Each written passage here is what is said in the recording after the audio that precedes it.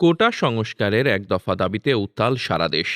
বৃহস্পতিবারের আন্দোলনে পুলিশি বাধা নিহত মধ্যে আন্তর্জাতিক মানবাধিকার সংস্থা অ্যামনেস্টি ইন্টারন্যাশনালও উদ্বেগ প্রকাশ করেছে। এবার এ নিয়ে প্রতিবেদন প্রকাশিত হল মার্কিন গণমাধ্যম নিউ ইয়র্ক টাইমসে।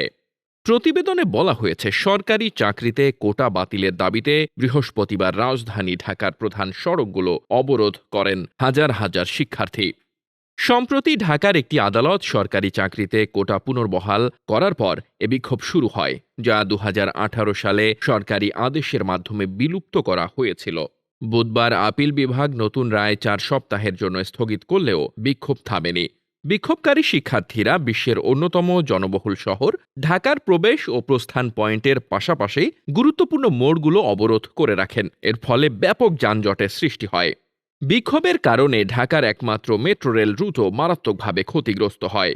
ঢাকার শাহবাগে পুলিশের ব্যারিকেড ভেঙে বড় ধরনের অবস্থান কর্মসূচি পালন করেছেন শিক্ষার্থীরা। কিছু বিক্ষোভকারীরা পুলিশের সাঁজোয়া যানের ওপরও উঠে পড়েছিল। ২০১৮ সালে কোটা বিরোধী আন্দোলনের সময় সমন্বয়কের অন্যতম সদস্য আকরাম হোসেন মুঠোফোনে বলেন, কোটা পদ্ধতির কারণে মেধাবী শিক্ষার্থীরা চাকরি পান না।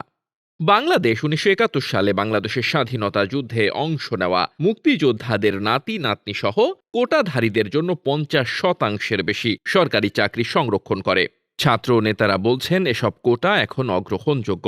কোটাধারীরা অর্ধেকের বেশি সরকারি চাকরি পাবেন। এর বিরুদ্ধে ২০১৮ সালে কোটা পদ্ধতির বিরুদ্ধে আন্দোলন করেছেন শিক্ষার্থীরা।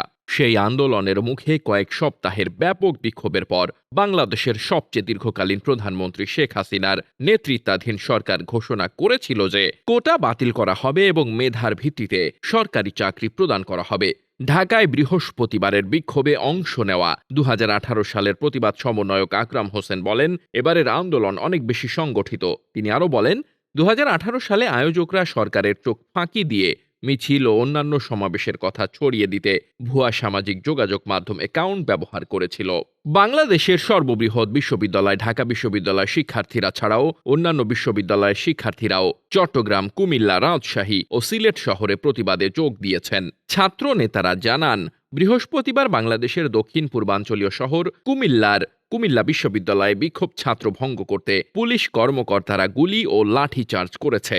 বিক্ষোভের অন্যতম সমন্বয়ক সার্জিস আলম বলেন, আমরা চাই সরকার সংসদের বিশেষ অধিবেশন ডাকুক এবং আমাদের দাবির বিষয়ে সিদ্ধান্ত গ্রহণ করুক।